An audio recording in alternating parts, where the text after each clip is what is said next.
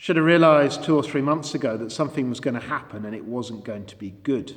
Should have known back then that things weren't going to turn out very well. Should have seen it coming. Should have taken notice of things that were said, except that back then it all seemed a little bit too remote, a little bit too unlikely, a little bit too far away, so that it appeared that there was very little to worry about. And even when things did start to feel a little bit too close for comfort, a little bit more immediate, a little bit more real, even then it felt better to look the other way and to be distracted by other plans, other worries, other priorities, to behave in the usual way. But then, within a few short days, everything changed. Doors began to slam shut, escape routes began to disappear, the authorities started to get involved, and it became immediately and starkly clear that things were now getting very, very serious. And so, here we are today. I'm talking, of course, about the events leading up to Jesus' death on the cross on that first Good Friday. Did you think I was talking about something else? Well, I could have been. For Jesus' disciples, the time leading up to Good Friday was a time when they would have faced feelings that might have been similar to some of the ones that we have been facing over the last 2 or 3 weeks. Sometimes Jesus spoke with his disciples in a very mysterious way about how one day the Son of Man was going to be put to death and rise again on the 3rd day, about how there would be imminent destruction and ruin, particularly of the temple, and about how his followers would need to take up their cross every day. And Jesus' disciples did their best to ignore all of that. They even tried to remonstrate with Jesus about it. But within hours of their arrival in Jerusalem on that very first Palm Sunday, things went from good to bad to worse. Events very suddenly overtook them, and there was nothing that the disciples could do.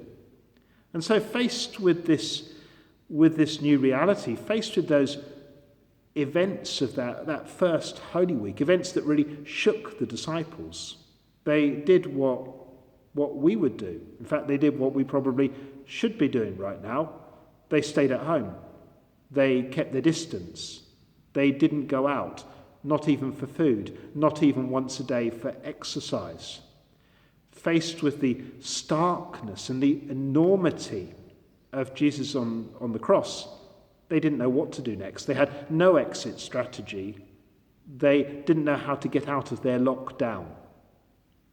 Yet, maybe, huddled in that upstairs room on that first Good Friday evening, maybe they remembered what Jesus said about him rising on the 3rd day.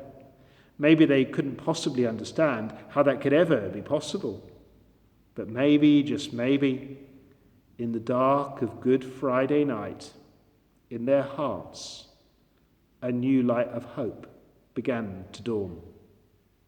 So where does that leave us? Mostly at home now, in the middle of a crisis that for us is all too real. Where does it leave those who are working now, perhaps putting themselves in dangerous situations? What is our exit strategy? Where do we go now from where we are at the moment?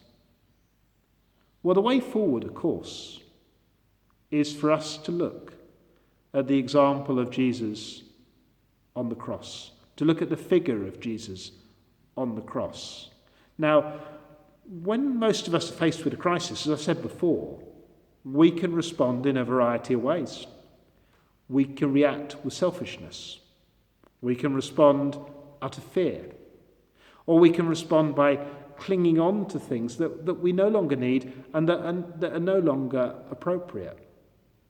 or we can follow Jesus' example.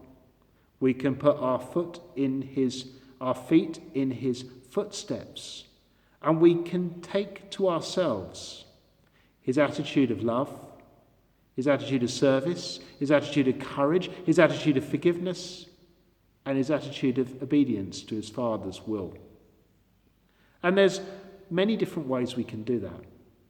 We can do that in our service of those in need. We can do that in our courage if we're working in a hazardous situation. We can do that in our courage if we're staying at home and we're finding that's the hardest thing we've ever done in our life. We can do that in our letting go and letting God's will be done. We can do that in our following Jesus' example of forgiveness and love, particularly with the people that we live with. Now, probably, in fact, definitely, we're going to be waiting longer than 3 days, perhaps considerably longer.